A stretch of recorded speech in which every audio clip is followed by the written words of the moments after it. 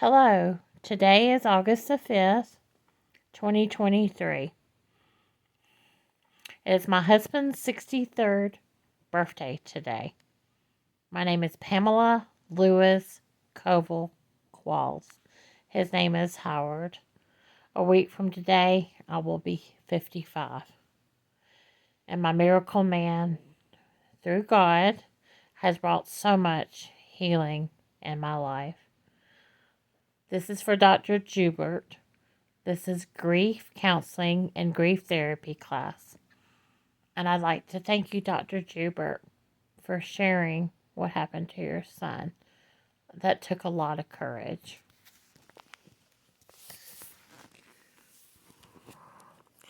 You are a 38-year-old single woman. 3 months ago, your alcoholic stepfather died suddenly of a heart attack.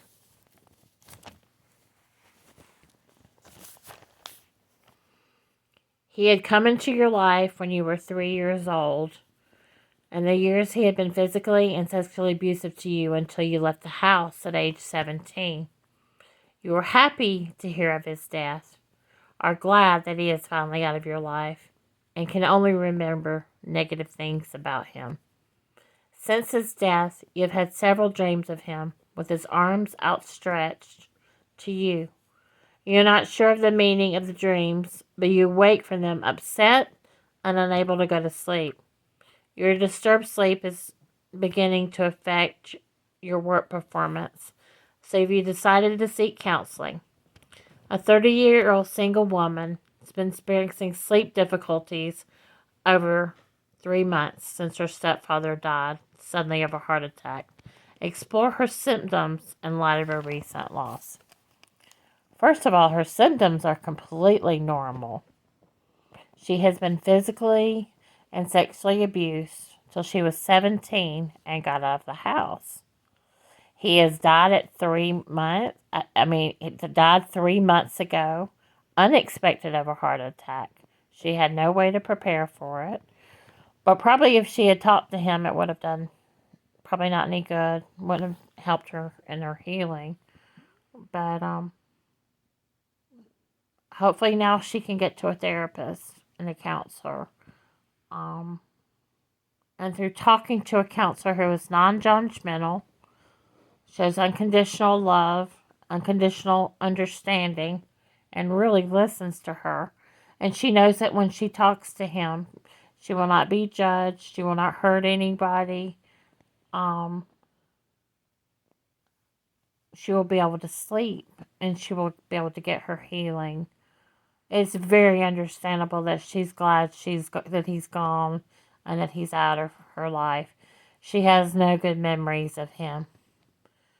So her insomnia and her trauma and her inability to sleep are normal.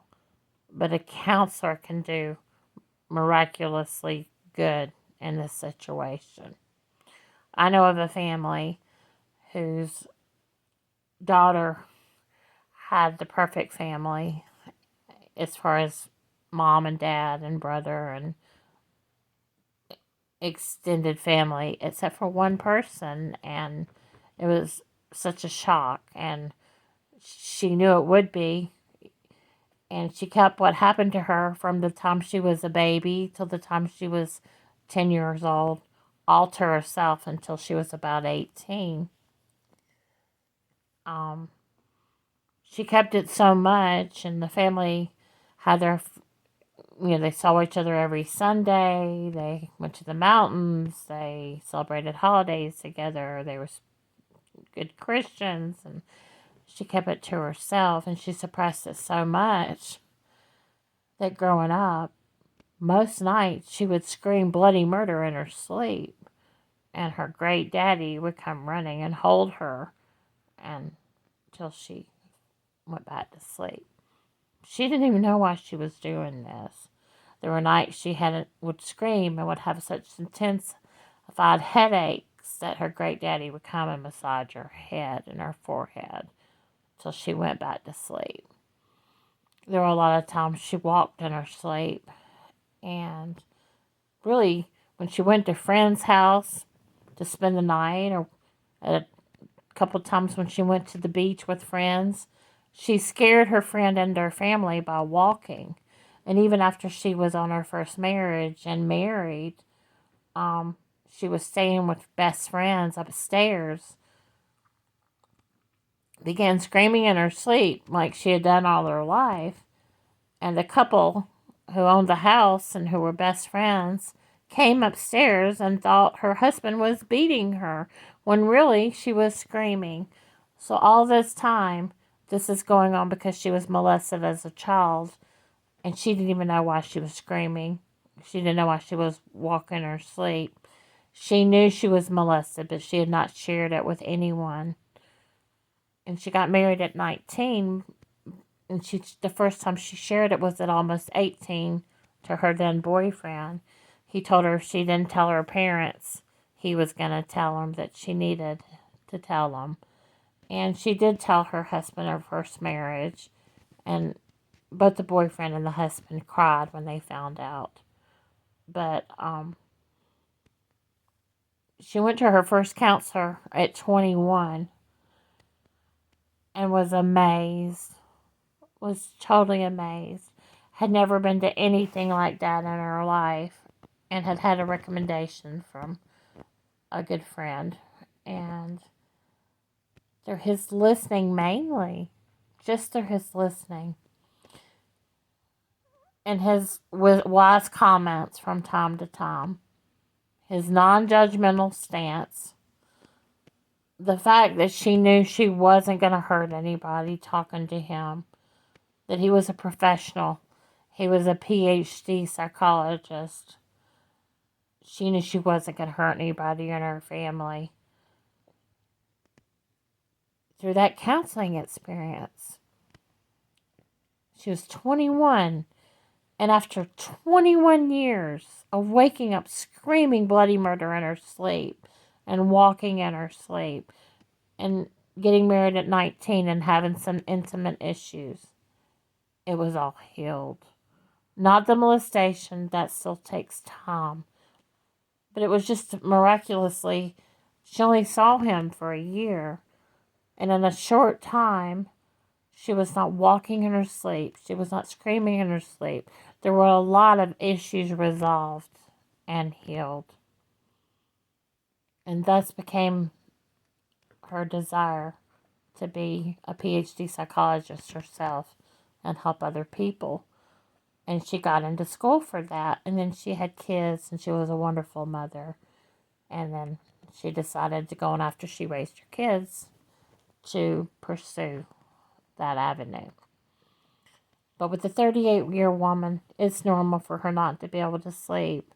And hopefully through counseling and therapy, she will not have to take medicine like this lady did to block out her dreams so that she can sleep at night and so that she can function.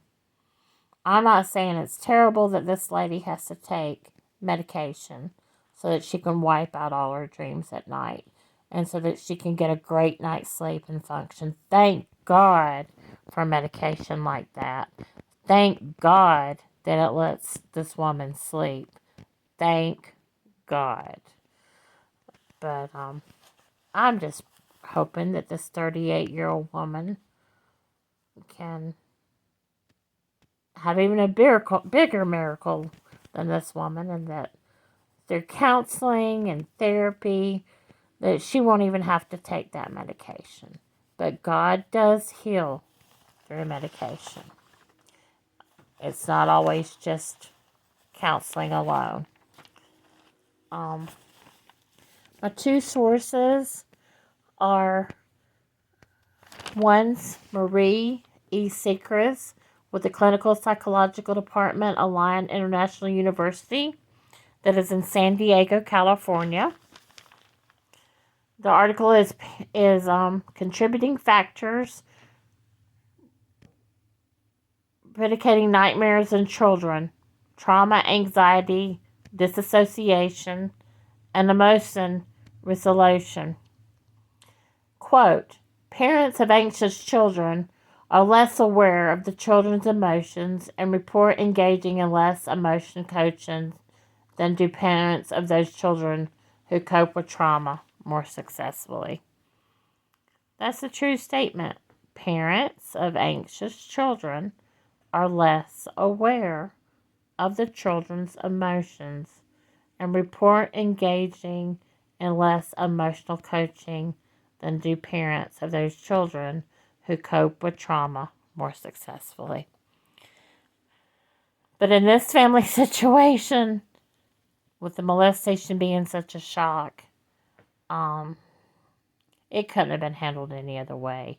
The child would have been severely hurt. Severely hurt. And she has a very happy life now. And her emotions did need to be buried. And she didn't need to seek counseling as a child. And the emotions did not need to be talked about. It was handled in the best way possible. It was handled in the only way it could have been handled. The other source is by Calvin Ka-Chin Yu, Department of Counseling, Hong Kong, Shu Kun University, Attachment, Childhood Trauma, and Dreaming. Quote, considerable evidence indicates that trauma intensifies dreams and specifically nightmare experiences. I agree. Trauma does intensify nightmare experiences.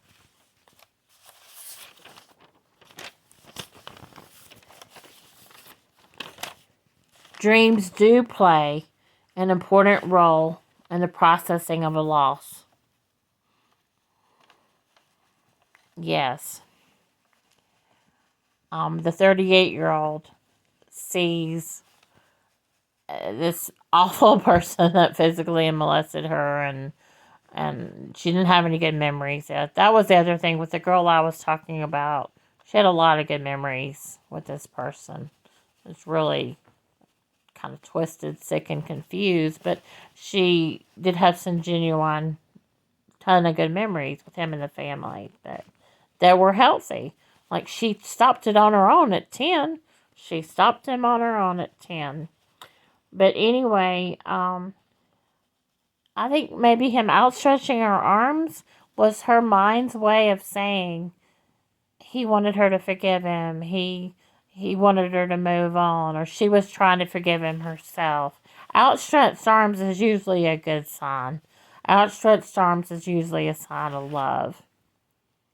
One thing that's been interesting to me in the girl's life I was talking about, her grandfather who molested her died when he was in her 80s, and she hadn't seen him in like 15 years because she didn't want her daughters to get molested too, his great-granddaughters. But she knew.